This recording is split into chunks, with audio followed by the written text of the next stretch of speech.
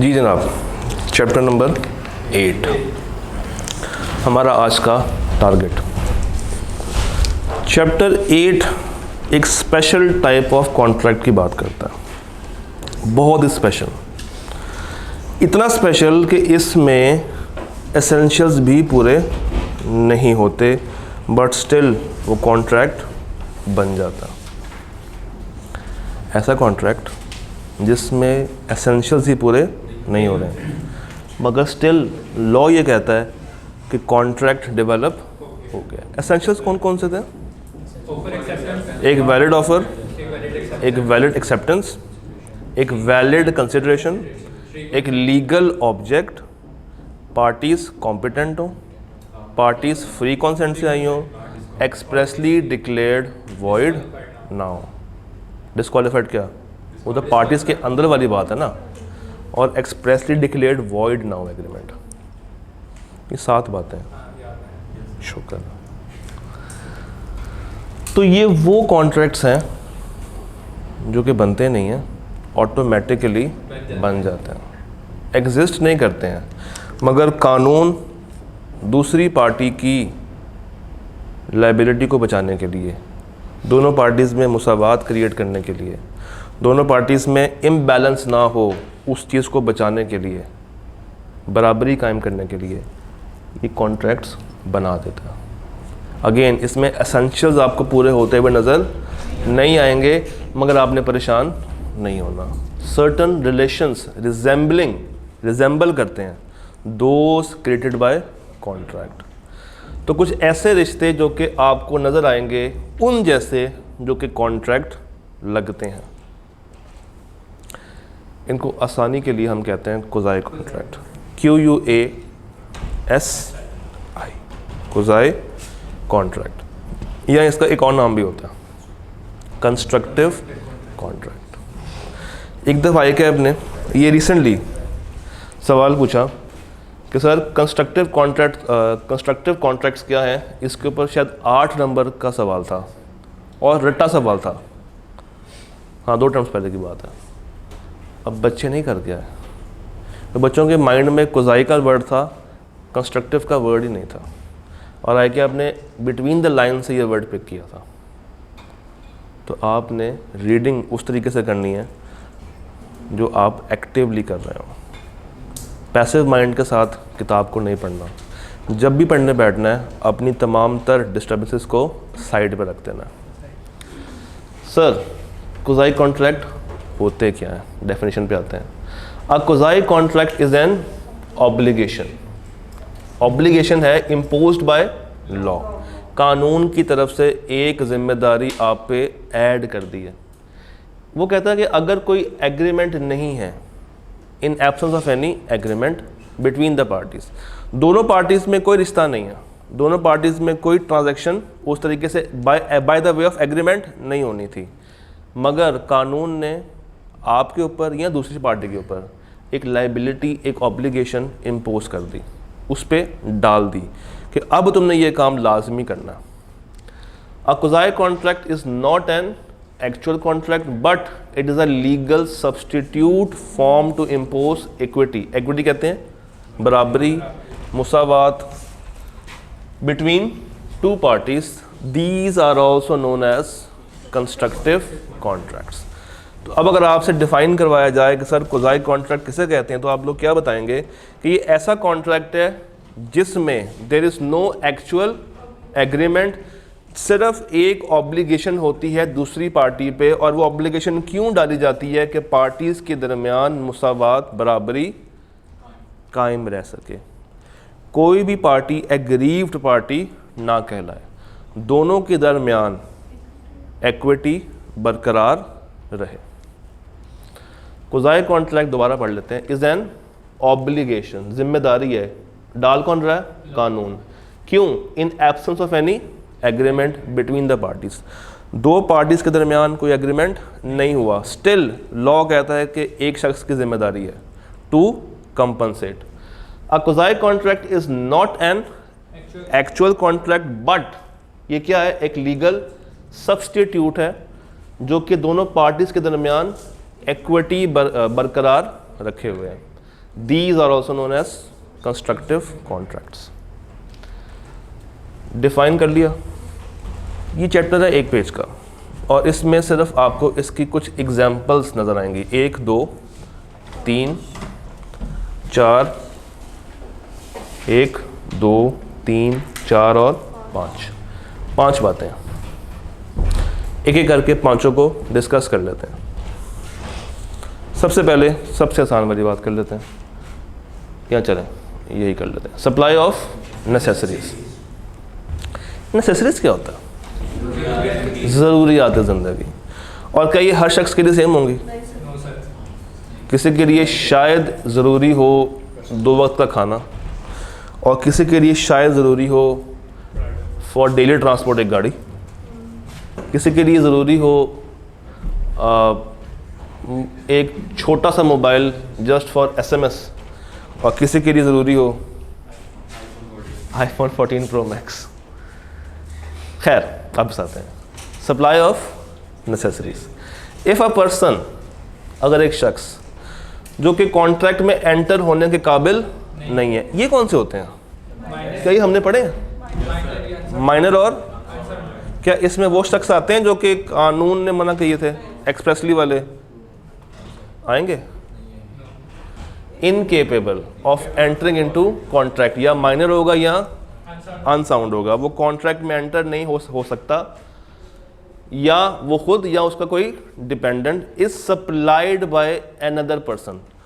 उस शख्स को, वो माइनर को या अनसाउंड को, अगर कोई दूसरा बंदा कोई नेसेसरी सप्लाई कर रहा है। ये तो आपसे मैंने पहले सवाल किया था कि वो आएगा या वो नहीं आएगा, आएगा या वो नहीं आएगा।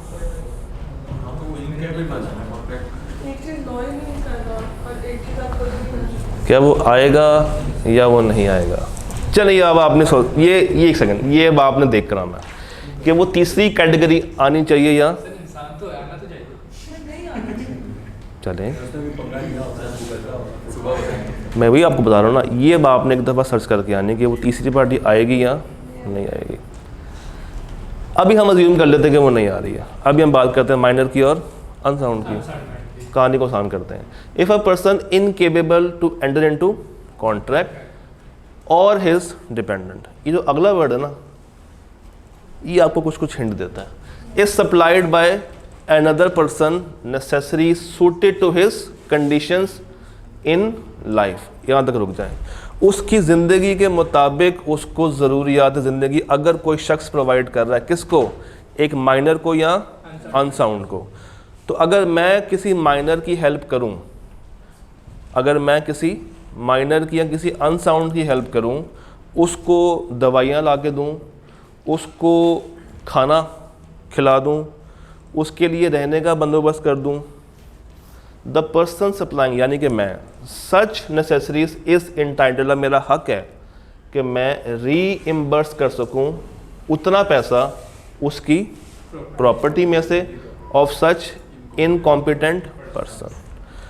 अब उसकी जो प्रॉपर्टी है, मेरा ये पूरा राइट है, कानून ये कहता है कि अब आपका ये राइट है कि आप उसकी प्रॉपर्टी में से जो खर्चा आपने किया है, जितना किया है, सिर्फ वो खर्चा आप उसमें से रीइम्बर्स कर सकते हैं। उसके ऊपर आपने 1 रुपया भी नहीं लेना, कोई मुनाफा नहीं कमाना। हाँ, अगर प्रॉपर्टी ना हो तो ख़त्म होगी बात, तो ख़त्म होगी बात। फिर तो उसने वो काम किया ही क्या है, वॉलंटरी। तो अगर आपको पता है कि ये शख्स, इससे मैं रिकवरी कर लूँगा और आप उसकी हेल्प कर रहे हैं, तो आप उससे बाद में रिकवर कर सकते हैं। If a person incapable, assume कि ये अनसाउंड और ये माइनर है, enter into a contract is supplied by necessaries by another person suited to his conditions in life. ई लाइन इंपॉर्टेंट है। अगर एक शख्स को ठंड से बचने के लिए एक जैकेट चाहिए और वो जैकेट मार्केट में मिल जाती है कोई 2000 रुपये की, मैं उस शख्स को ब्रांडेड जैकेट ला के दूँ 12,000 रुपये की, इस नीयत के साथ कि मुझे तो पैसे बाद में रिकवर हो ही जाने हैं, तो ये चीज़ अलाउ नहीं है। इस तरह आप नहीं करेंगे। आप उसकी हेल्प करें मगर औकात से बाहर जाके हेल्प ना करें, उसकी लाइफ को देखते हुए उसकी हेल्प की जाए। अगर वो पहनता ही ब्रांडेड हो तो फिर वो 2000 रुपया नहीं, फिर मुझे 12 को टच करना पड़ेगा। उसकी लाइफस्टाइल को देखना मैंने उसकी लाइफस्टाइल को देखना। तो जो बंदा सप्लाई कर रहा है वो पूरा का पूरा हक रखता है कि वो उससे वो प्रॉपर्टी, वो पैसा उसकी प्रॉपर्टी से रिकवर कर सके। कोई मसला? पक्की बात? मैं इस पक्की बात है।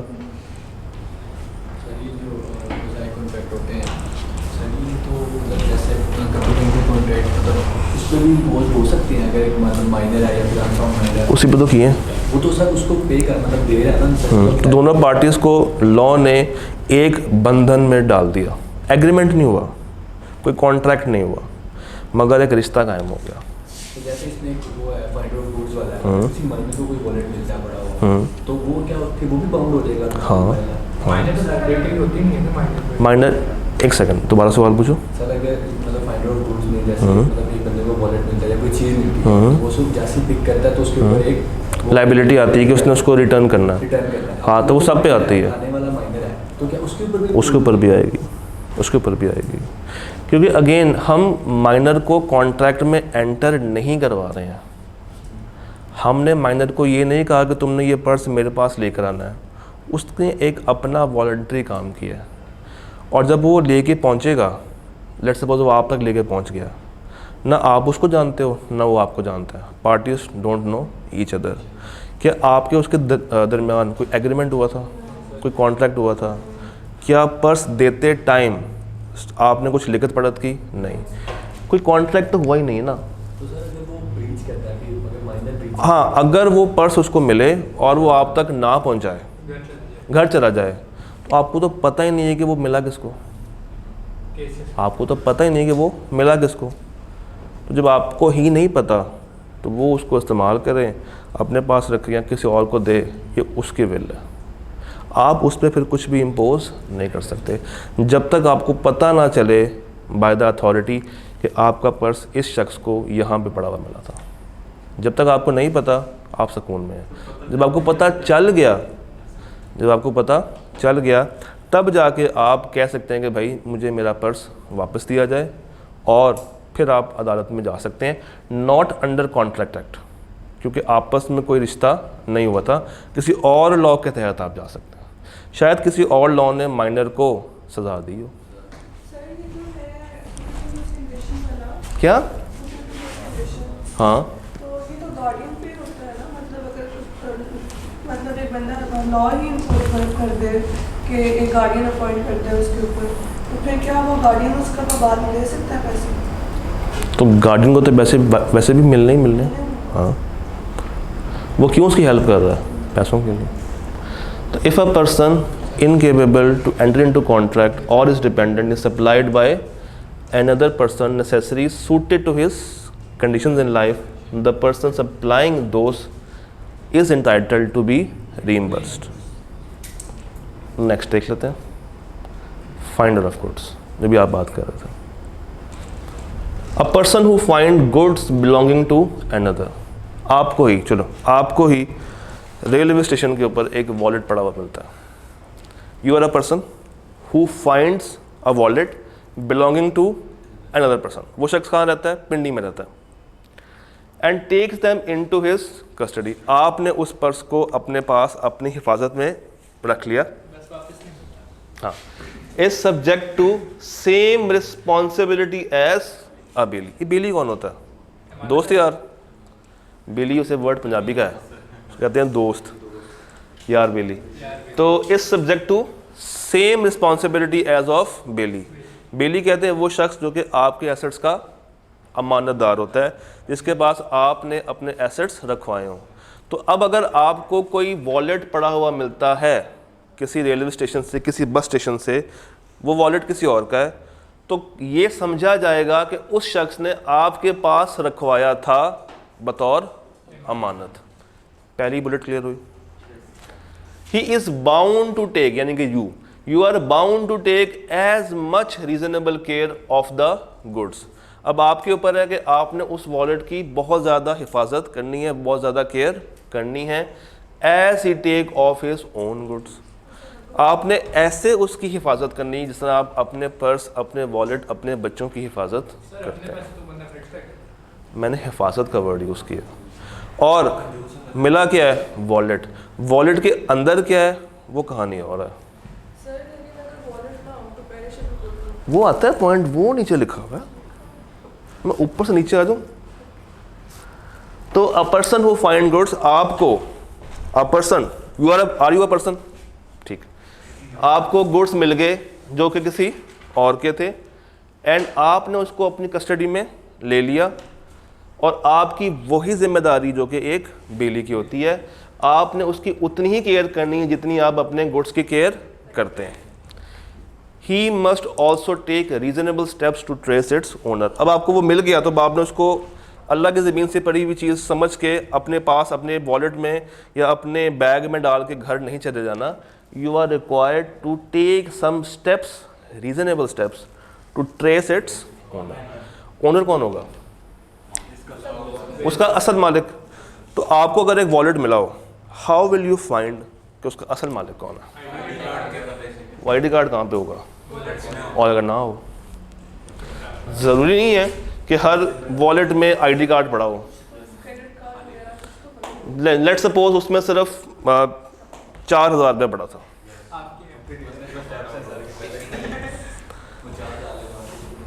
नहीं वो तो बात की कहानी है ना, वो तो बात की कहानी है। आप उसके ओनर तक या उस ओनर की एग्जिस्टेंस तक कैसे पहुंचेंगे कि ये ओनर है कौन? हाँ, जहाँ से मिला है वहाँ से अनाउंसमेंट कर देंगे, शायद वो बंदा वहीं पे हो, और अगर ना हो, चलो 40,000 नहीं है, 10,000 कर लेते हैं, 40 कर लेते हैं, 4 लाख कर दूं। मसला वो नहीं है कि उसमें पैसे कितने हैं,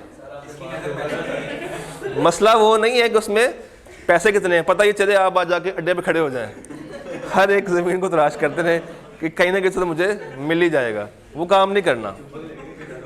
तो सवाल ये है कि आप उस ओनर तक कैसे पहुंचने से पहले उसको आइडेंटिफाई तो करेंगे वो है कौन। पहुंचना तो बात की बात है ना, पहले पता तो चले कि वो है कौन। अगर उस वॉलेट से आइडेंटिफाई नहीं हो पा रहा, कैमरे लगे होंगे वहाँ पे, कैमरे लगे होंगे वहाँ पे, चलें कैमरा भी ब्लर है, हर रीजनेबल स्टेप्स लेने पड़ेंगे जो कि एक लाशऊर आदमी लेता है या ले सकता है। अब वो स्टेप्स आप 3 लें, 4 लें, 10 लें, 20 लें, ये आपके ऊपर, आपकी नीयत के ऊपर है कि पैसों को देख के आपकी नीयत डोलती है या नहीं डोलती। कैमरा साथ ही ना, कैमरा को ब्लर कर दिया कि मैं उस तक पहुंच ही ना पाऊँ। हाँ, ये भी सही है, आप पार्टनर तो नहीं। अच्छा जी, इफ़ ही डज नॉट, यानी कि आप अगर आप होते, if he does not, he will be guilty of wrongful conversion of property. तो ये अगली लाइन सिर्फ आपके लिए है, क्योंकि आपकी नीयत थी नहीं कि आप उस तक वो चीज़ जाके पहुंचाएं। तो इफ़ यू डज नॉट, मैं ही नहीं कह रहा, मैं स्पेसिफिक कह रहा हूँ, if you does not, you will be guilty, you will be what? guilty of wrongful conversion of property। अच्छा, प्रॉपर्टी, ये तो वर्ड प्रॉपर्टी यूज हुआ हुआ, प्रॉपर्टी मीन्स एनी एसेट। तो wrongful conversion मीन्स के अब अगर आपने कोई स्टेप नहीं लिया और आपने लालच में आके वो चीज़ अपने पास रख ली तो आपको गिल्टी साबित किया जाएगा। एक इंसान का ज़मीर भी होता है जो आजकल है, पता एग्जिस्ट ही नहीं करता। मुझे लगा था कि आज हमने वाकई में चले जाना है स्टेशन के बाहर, अड्डों के बाहर।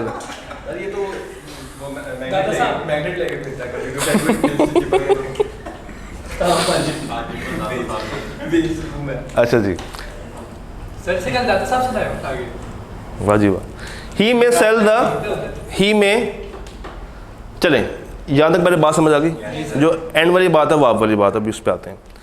तो अब अगर आपको गुड्स मिल गए हैं, वॉलेट मिल गया है, और आपने उसका ओनर तलाश भी कर लिया है, और अब आपने उस तक पहुंचाना भी है, तो कितना खर्चा करके उस तक पहुंचा जाए?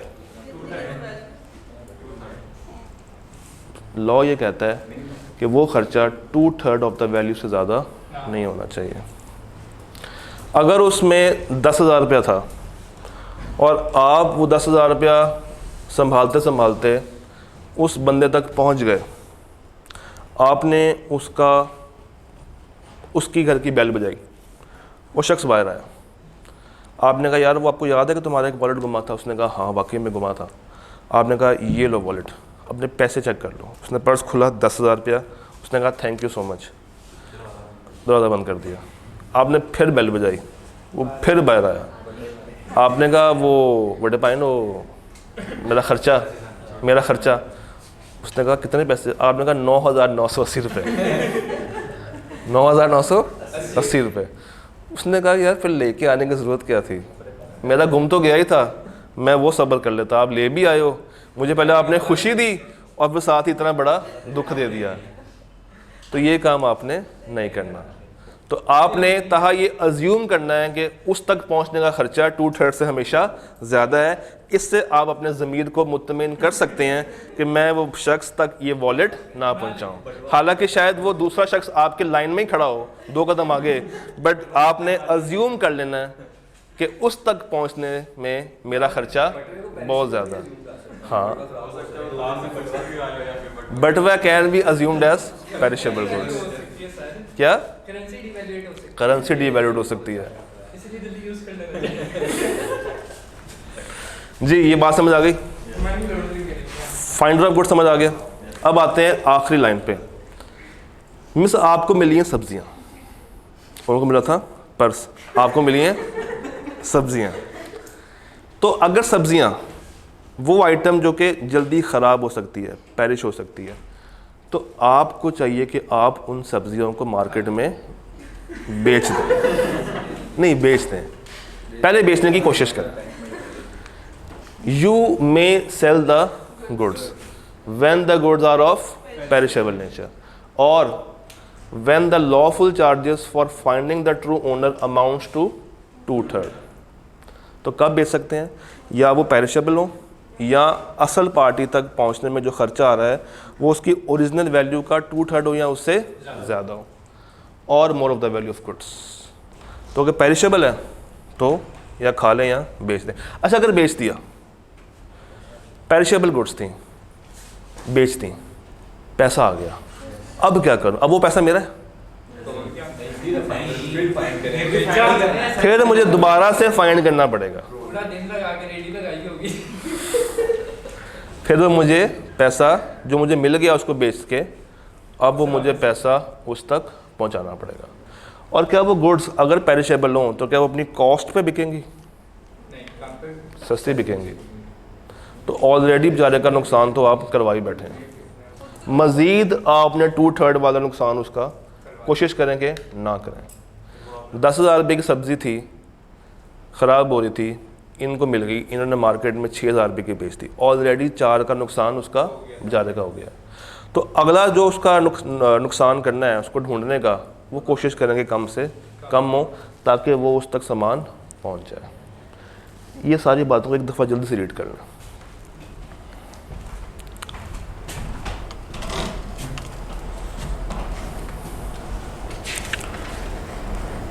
शुएब भाई,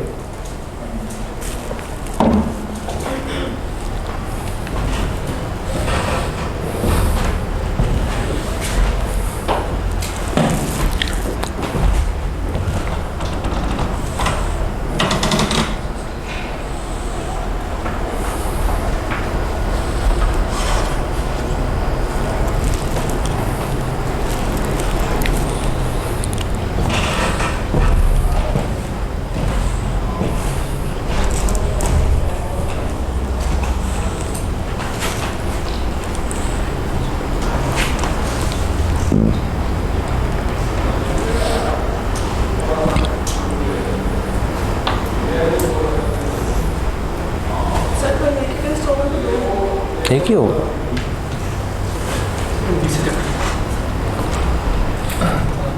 5/8 का तो नेक्स्ट वीक में, कल तो नहीं, कल 3 का।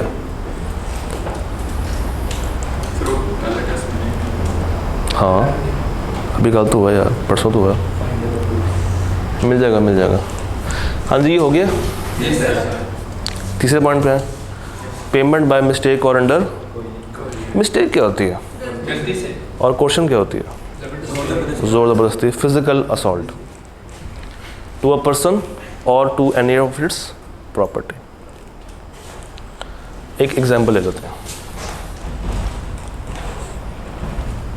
मिस आपका नाम? मिस महक को अचानक से एक दिन मोबाइल पे एक नोटिफिकेशन आती है, आपके अकाउंट में 5 लाख रुपया डिपॉजिट हो गया। मिस ने मोबाइल देखा, टाइम देखा, फिर मोबाइल देखा, फिर टाइम देखा, फिर सोचा कि ये कहाँ से आ गए, मगर वाकई में आपको 5 लाख रुपये आ गए। पता ये चला कि वो 5 लाख रुपया, हाँ क्या हुआ, चपरासी अकाउंट में भी आ सकते हैं वैसे। नहीं तो वो करते हुए आपका इशारा ये क्यों था? आपका था इशारा, आपका इशारा था कैसा चपरासी के अकाउंट में।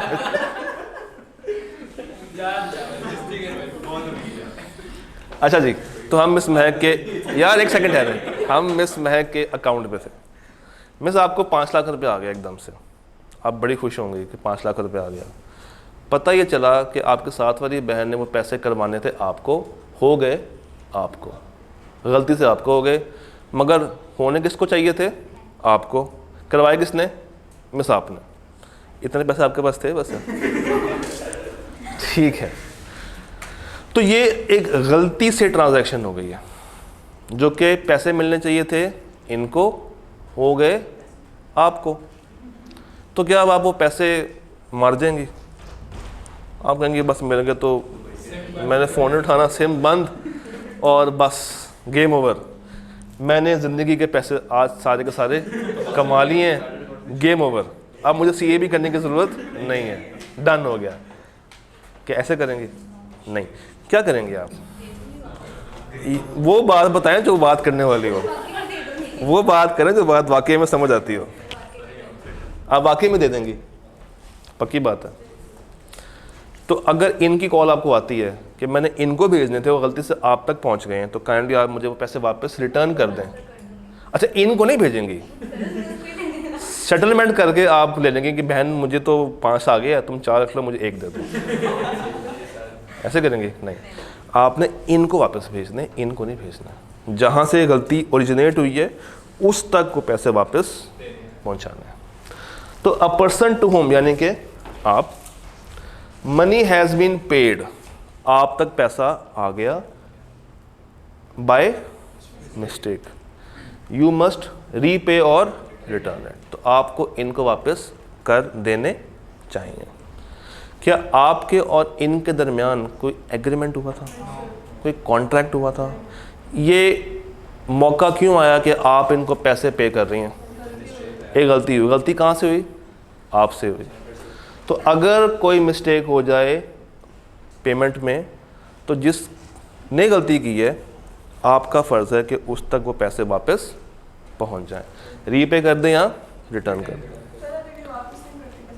अगर ये वापस नहीं करती हैं पैसे तो क्या होगा? तो ये केस करेंगी, आप जाएंगी अदालत, डेफिनेटली आपके पास प्रूफ होगा कि मैंने, फिर ये साबित करना पड़ेगा आपको, बर्डन ऑफ प्रूफ आएगा आपके ऊपर कि आपसे गलती हुई है। आपने एंड के ऊपर कोड था 22, आपने टाइप कर दिया 77 और वो लग गया इनका, तो now it will be your responsibility, आप पे बर्डन आएगा कि आप कोर्ट में साबित करें कि मैंने गलती से इनको भेज दिए, भेजने थे मैंने इनको। डन। ये था अंडर मिस्टेक। अब आते हैं अंडर क्वेश्चन। क्वेश्चन क्या होती थी? जोर ज़बरदस्ती, दादन बाग के गन पॉइंट पे। ठीक है जी, आपके पास एक प्रॉपर्टी है, वो प्रॉपर्टी है 25 लाख रुपए की। क्या आएगा आजकल वैसे 25 लाख का? छोटी गाड़ी सर, 7 छोटी का वर्ड स्पेसिफिक लगाया भाई ने। चलो वैगनर कर लेते हैं यार। आपके पास एक वैगनर थी जो कि आपने बड़े चाह से ली थी कि मैं अपने बच्चों को स्कूल से पिक एंड ड्रॉप करूँगा, मैं अपनी वाइफ को उसमें घुमाऊँगा। आपने बड़े पैसे पूसे जोड़ के बड़ी तंग दस्ती की हालत में 10 साल से आप पैसे जोड़ते रहे, तब जाके आपको एक वैगनर सेकंड हैंड आपने अफोर्ड की। वैगनर को लिए हुए आपको 2 हफ्ते ही सिर्फ गुजरे थे कि साथ वाले भाई आप तक पहुंच गए। इन्होंने आपसे कहा कि मुझे ये वैगनर बहुत ही ज़्यादा पसंद आ गई है, तो क्या तुम मुझे वैगनर बेचोगे? आपने कहा हाँ हाँ, ये आप ही की तो है, ये आप ही की तो है। अब ज़रा इस कहानी को जूम आउट करते हैं। कराची का अगर शहर हो, ये आपके पास पहुँचे और आप कह रहे हो हाँ हाँ ये तुम्हारी तो है, ले जाओ। फिर कैमरा मज़ीद जूम आउट हो और इनके हाथ में एक गन हो, तो दैट इज़ अंडर क्वेश्चन। तो अब अगर ऐसा हो जाए तो क्या होगा? अब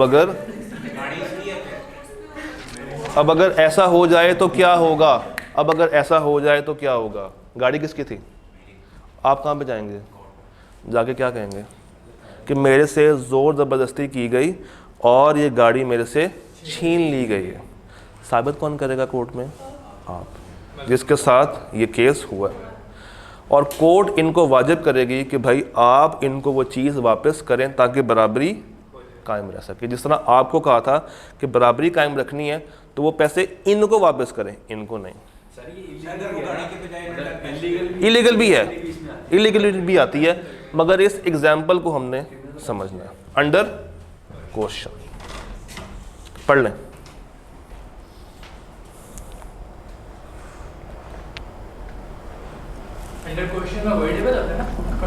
बी चैप्टर 4 में जाएंगे। अगर वो पैसे पे कर देते हैं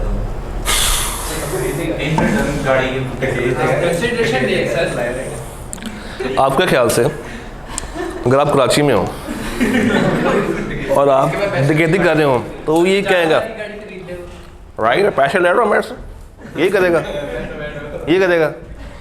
पैसे क्या, उधर तो कुछ भी नहीं मिलता। उधर आपके पास एक छोटा सा मोबाइल भी सेफ नहीं है। इतने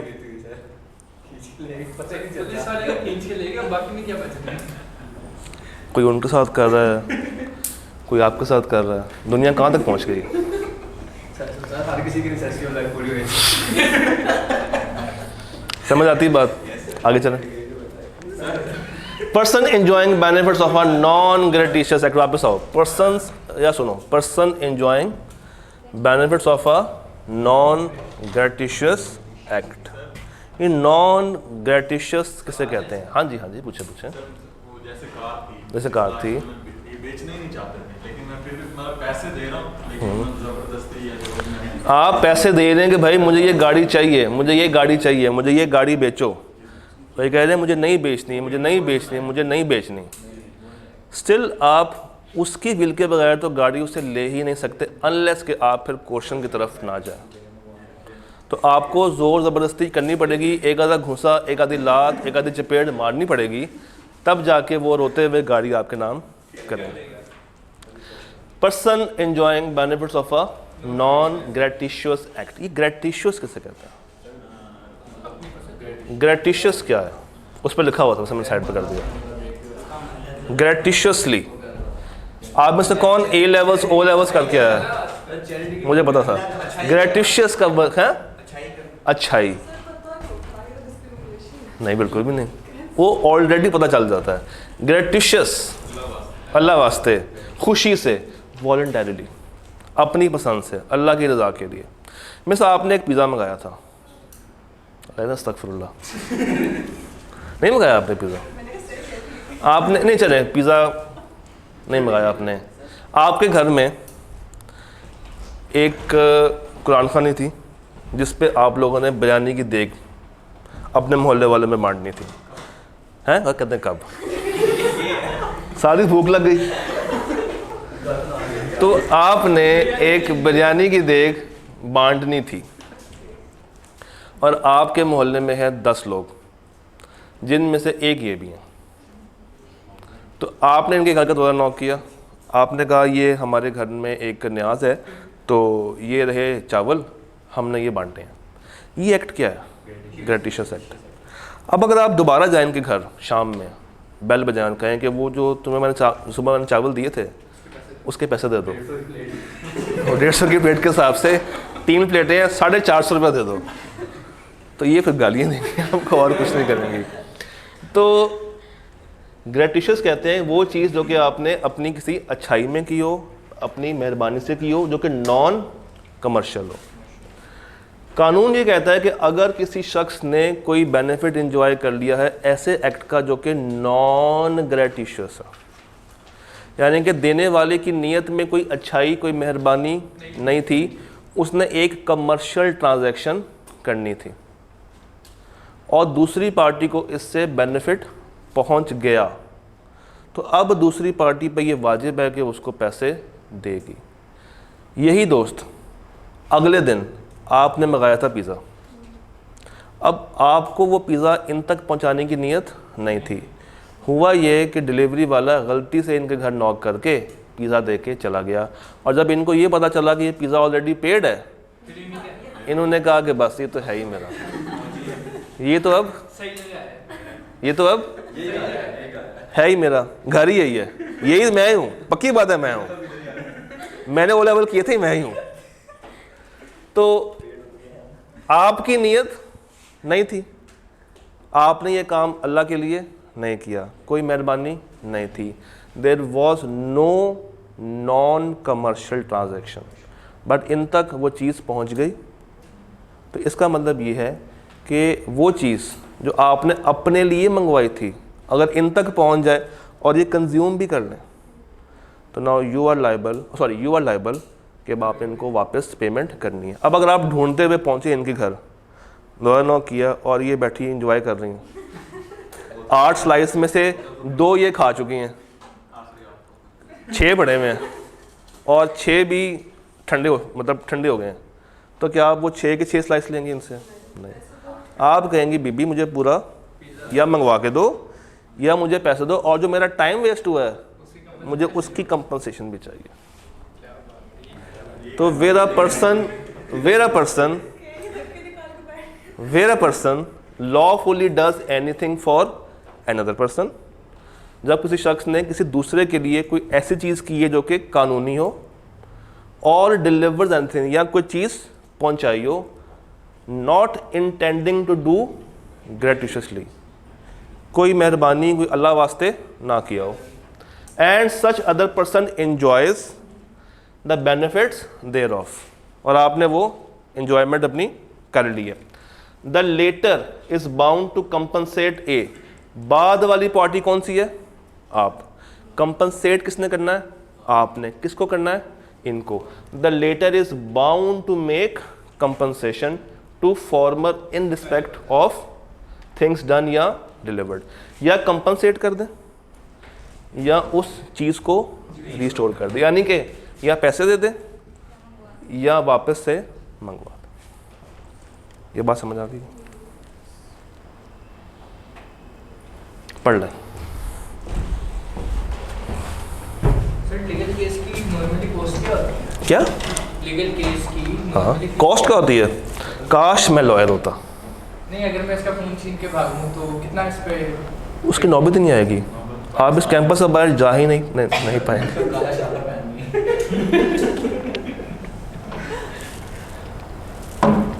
हाँ जी पढ़ लें।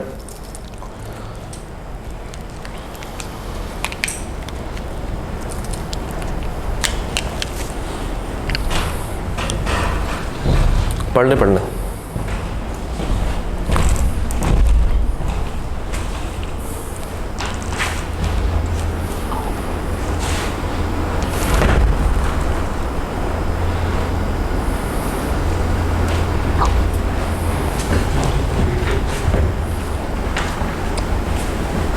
लियो?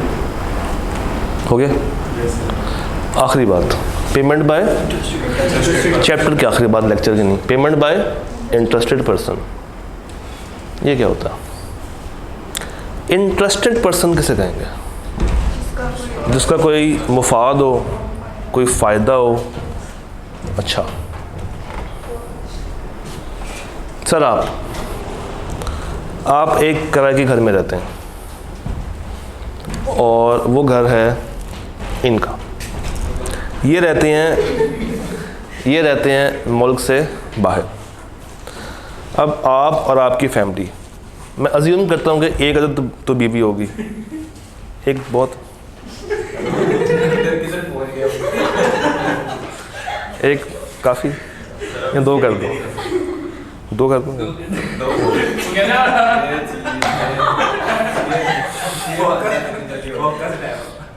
कितना फोकस होगी? एक अदद बीवी,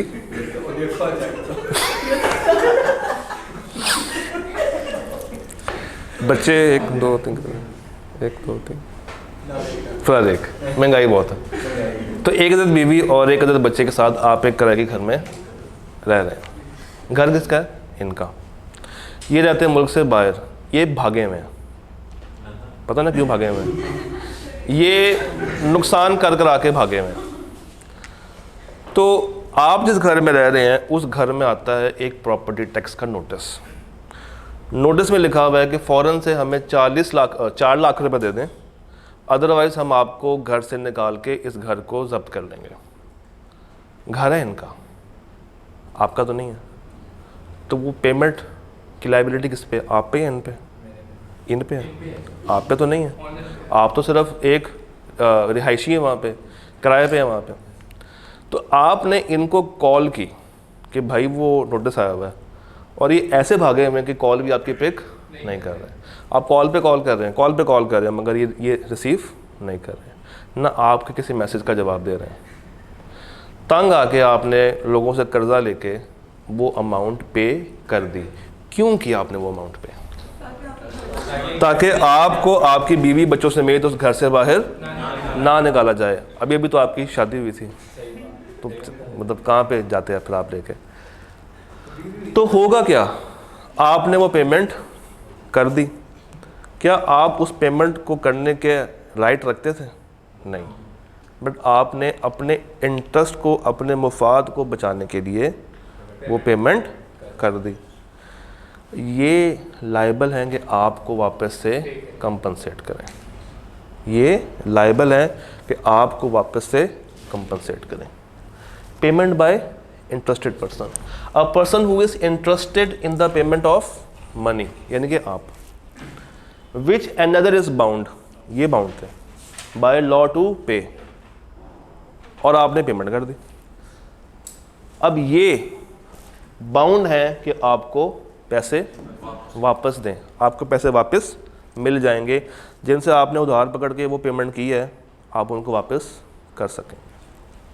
तो मालिक मकान, किराएदार निकाल देंगे नोटिस टैक्स का, गवर्नमेंट का और गुज़ाई कॉन्ट्रैक्ट। इसमें आपका नाम गायब है, बीवी का नाम गायब है, वो हर एग्जाम्पल में चेंज होती रहती है।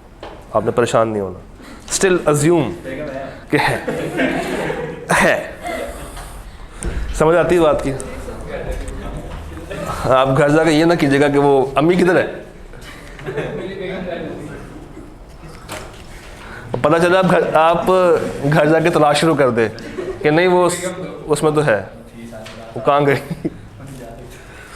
जी, ये पांचों बातें क्लियर हैं?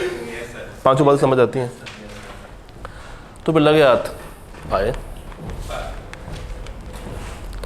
कितने सवाल हैं? 2 5 7 9, कौन सी काउंटिंग कर रही हैं आप?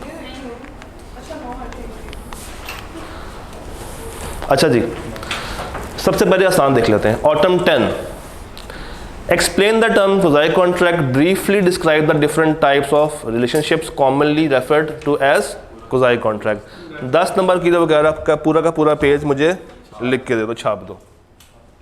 उससे ऊपर आते हैं स्प्रिंग 12 में, obligations of a person enjoying benefits under quasi contract. 5 number के लिए आपने उस बात को एक्सप्लेन कर देना है। सवाल आई थिंक मिसिंग है यहाँ से पूरा। देख लेते हैं उसमें क्या मिसिंग है। Autumn 9, Sami rented his house to Qurban for a period of at an agreed sum of rupees 10,000 per month. After the first 2 months, Qurban defaulted in making payment of the rent. कुर्बान ने उसके default कर दिया, पैसे नहीं दिए। बाकिर एक neighbour है जो कि कंसर्न्ड है कि यार इनके दरमियान एक स्ट्रेस वाला रिलेशन बन रहा है। उसने वो पैसे पे कर दिए, उसने वो रेंट पे कर दिया विद गुड इंटेंशंस। सब्सिक्वेंटली बाद में क्या हुआ, on Qurban's refusal to reimburse the amount, Baqir filed a suit against him on the grounds that he made the payment to Sami which Qurban was legally bound to make, and being a Quzai contract, Bakir is entitled to the reimbursement. अब जिस किराएदार की help करने के लिए उसके neighbour ने पैसे पे किए थे, उसने उसी पे केस कर दिया कि भैया मुझे ये मेरे पैसे वापस चाहिए, ये मुझे मेरे पैसे वापस नहीं कर रहा। अब आपसे एक सवाल है मेरा, क्या सप्लाई ऑफ नेसेसरीज हुआ है? क्या फाइंडर ऑफ गुड्स हुआ है? क्या पेमेंट बाय मिस्टेक हुआ है, अंडर क्वेश्चन हुआ है? क्या पर्सन ने कोई एक्ट एंजॉय किया है? नहीं। क्या वो इंटरेस्टेड पार्टी था? तो अब क्या होगा इसके साथ? अब क्या होगा इसके साथ? अब क्या होगा इसके साथ? अब क्या होगा इसके साथ? वॉलंटरी में क्या, हमने तो कुछ चीज़ पढ़ी नहीं ऐसी। Person enjoying benefits of a non gratuitous act, मतलब उसने तो काम ग्रेटिशियसली किया था ना, तो ये तो बात करता है एक कमर्शियल सेंस की, तो उसमें अब क्या करेगा? हाँ जी बताएं, डिबेट करते हैं, क्या करेगा? उसने अच्छी नीयत के साथ उसको पेमेंट कर दी है, तो क्या अब वो दूसरी पार्टी से जिसके लिए उसने पेमेंट की है उससे पैसे वापस मांगने का हक रखता है? हक रखता है, मगर वो लीगली बाउंड उसको नहीं कर सकता। Autumn 11, Umair did not pay rent of his shop for 3 months. Qasim एक म्यूचुअल फ्रेंड है with the good intentions of mending the relationship between Umair and the landlord, paid the rent, वही बात कर रहा है। After a year Umair promise to repay Qasim with reference to the relevant provisions. बताएंगे क्या ये एनफोर्स कर सकता है या नहीं कर सकता? क्यों? So what? So what?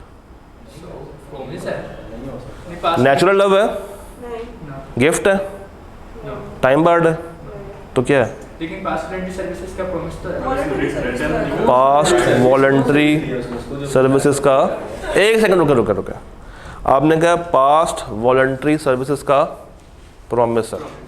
बड़ी इंटरेस्टिंग बात हो गई यहाँ पे। अगर हम चैप्टर नंबर 8 से बाहर जाएं और वापस 3 पे जाएं, ओए रुके, 8 से निकल के वापस 3 पे आते हैं। 3 में क्या था? Agreements made without consideration. उसमें एक चीज़ थी कि आप अगर किसी को वॉलंटरी पेमेंट कर रहे हैं तो अब आप उससे वो पैसे वापस ले सकते हैं बशर्ते के प्रॉमिस हो और क्या हो, रिटर्न हुआ। तो फिर तो जहाँ पे आप लिंक कर रहे थे, आप आधी अधूरी प्रोविजन को उठा के लिंक कर रहे थे।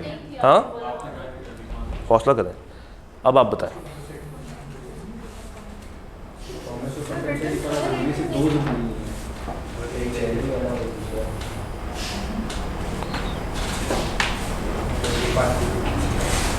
क्या हुआ? कुछ नहीं, क्या हुआ? 4 बात थी ना वहाँ पे। कौन से केस में लिखवाना ज़रूरी नहीं था? कौन से केस में लिखवाना ज़रूरी? तो आपने कैसे कह दिया अभी कि लिखवाना ज़रूरी था? अभी आपने कहा फॉरेन से चेक करने भी पहुंच गए थे। हम उसको वहाँ से आंसर कर सकते हैं। कुज़ाई के तौर पे क्लासिफाई नहीं भी अगर हो रहा तो एग्रीमेंट विदाउट कंसिडरेशन वाला पॉइंट फिट बैठता है, तो आप उसको वहाँ से आंसर कर सकते हैं, क्योंकि वहाँ भी सिर्फ प्रॉमिस का वर्ड है, लिखने की बात वहाँ पे नहीं की गई। तो वहाँ खड़े होकर सिर्फ एक कन्फ्यूजन के लिए एक पॉइंट किया था कि पता नहीं आप पहुँच पाते हैं या नहीं, और आपने अल्हम्दुलिल्लाह बेड़ा करके किया था वहाँ पे।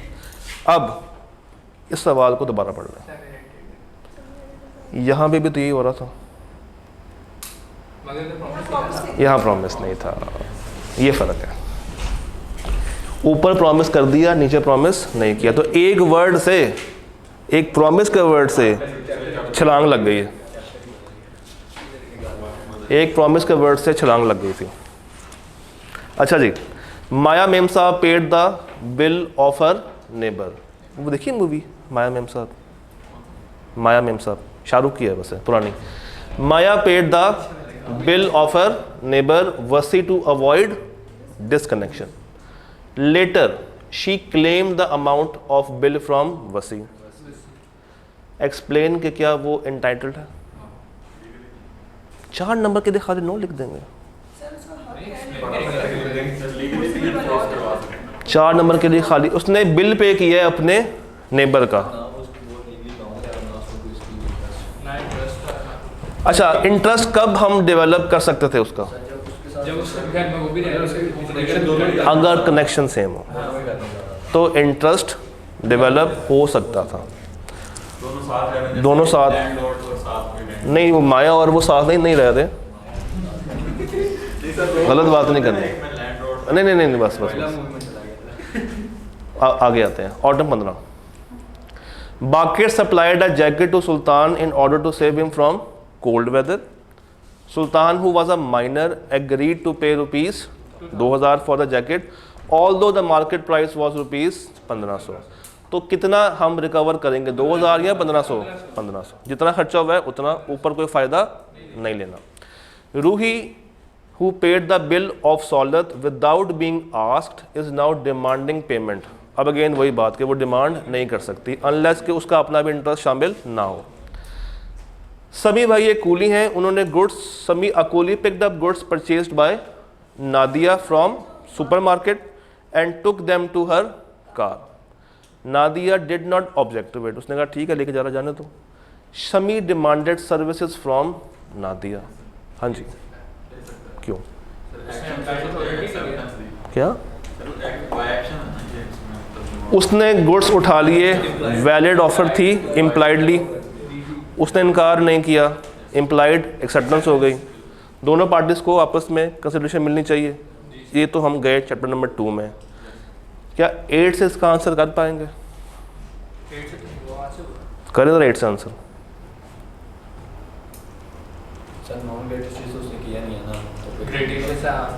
ये ग्रेटिशियस उसने किया नहीं है, तो that is a non gratuitous transaction. 2 से भी कर दिया, 8 से भी कर दिया, 3 से भी कर दें, 3 से भी कर दें।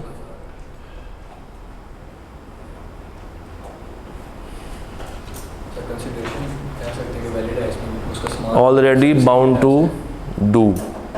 उस कूली का काम यही है कि वो करे, तो वहाँ से भी हम इसको आंसर कर सकते हैं।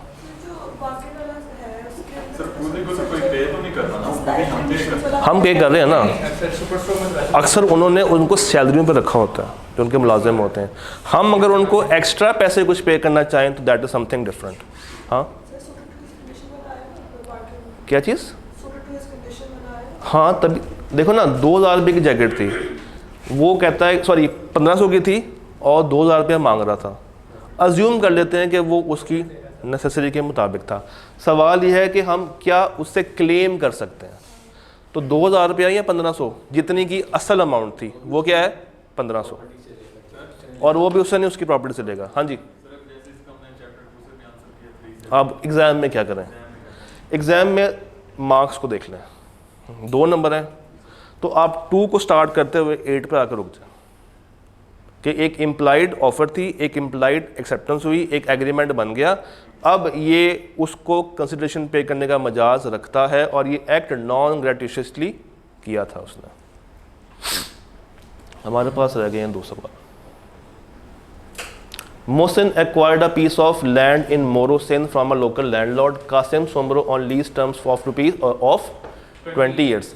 The revenue payable by Qasim Somro on his land to the provincial government was in arrears के होते हैं किस्तों में. As a result, the land was advertised for sale by the government. Mohsin, in order to prevent the sale, paid the sum. ये क्या हो रहा है यहाँ पे? ऑप्शन है पे कर दिया नहीं हो क्या रहा है, 5 में से कौन सा पॉइंट लगाने की, payment by interested person, payment by interested person. ऊपर क्या हो रहा है, कंस्ट्रक्टिव कॉन्ट्रैक्ट्स को बता दें 5 नंबर के लिए। Done done. 5 मिनट की ब्रेक करते हैं, फिर 5 शुरू करते हैं।